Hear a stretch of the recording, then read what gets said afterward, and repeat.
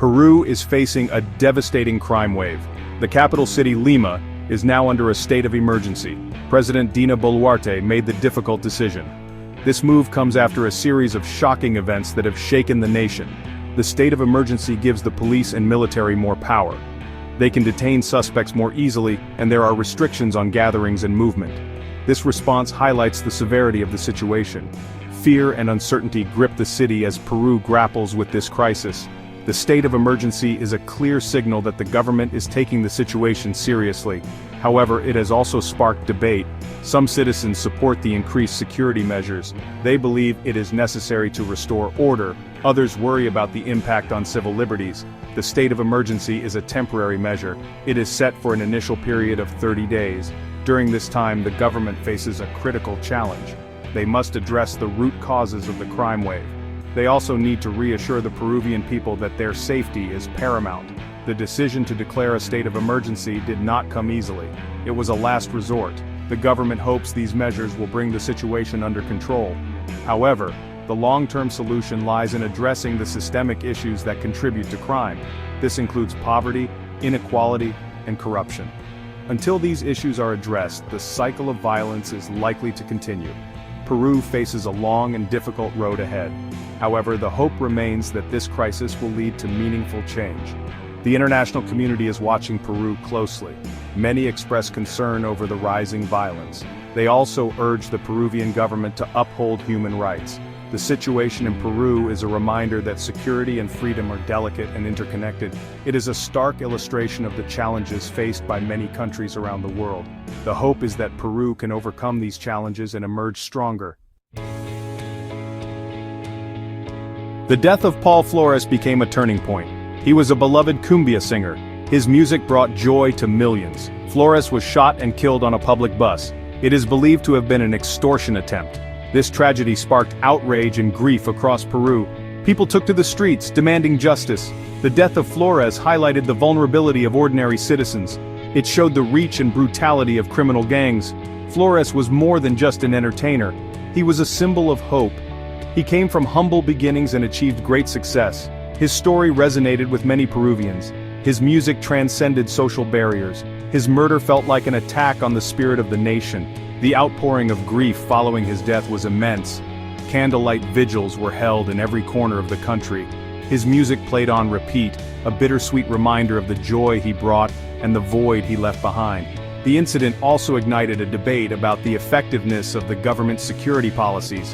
Critics argued that the government was not doing enough to protect its citizens. They pointed to the rise in extortion and other crimes as evidence of a growing security crisis.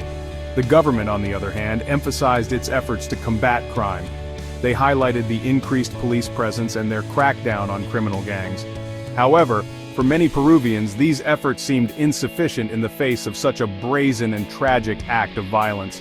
The death of Paul Flores served as a wake-up call for Peru. It forced the nation to confront the harsh reality of the crime wave sweeping the country. It also underscored the urgent need for effective action to address the root causes of violence and insecurity. The memory of Paul Flores continues to galvanize those demanding justice and security. His tragic death serves as a constant reminder of the human cost of this crisis. Lima, once a vibrant hub, is now grappling with a surge in crime. The statistics are alarming. Killings and extortion cases have skyrocketed. Criminal gangs operate with impunity. They target businesses, transport companies, and even ordinary citizens. The fear is palpable. The streets are quieter and people are wary. The city feels like it is under siege. The rise in crime in Lima is attributed to several factors. Poverty and inequality create a breeding ground for criminal activity. The lack of opportunities and social mobility pushes individuals towards illicit means of survival. Additionally, corruption within law enforcement agencies undermines efforts to combat crime effectively. The combination of these factors has created a perfect storm, leading to the current crisis. The most concerning trend is the rise of extortion. Criminal gangs demand protection money from businesses. Refusal often leads to violence. This has created a climate of fear among business owners. Many have been forced to close their doors. This has a devastating impact on the local economy. The government has announced measures to combat extortion. These include increased police patrols and crackdowns on criminal gangs. However, the effectiveness of these measures remains to be seen. The situation in Lima is a stark reminder of the fragility of peace and security. It highlights the complex interplay of social, economic, and political factors that contribute to crime. Addressing this crisis requires a multi-pronged approach. This includes tackling poverty and inequality, strengthening law enforcement agencies, and fostering a culture of lawfulness and respect for human rights. The government's response to the crisis has been swift and decisive. President Boluarte declared a state of emergency in Lima. This grants expanded powers to the police and military. They can now detain suspects more easily and conduct searches without warrants. The government argues that these measures are necessary to restore order. However, critics raise concerns about potential human rights abuses. The state of emergency is just one aspect of the government's response. They have also announced a series of measures aimed at tackling crime. This includes increasing the number of police officers on the streets, improving intelligence gathering, and providing greater support for victims of crime. The government has also pledged to invest in social programs aimed at addressing the root causes of crime, such as poverty and inequality. One of the most controversial aspects of the government's response is the decision to reinstate the death penalty for certain crimes. President Boluarte has argued that this is a necessary deterrent against violent crime. However, human rights groups have condemned this move, arguing that it is a step backwards for Peru.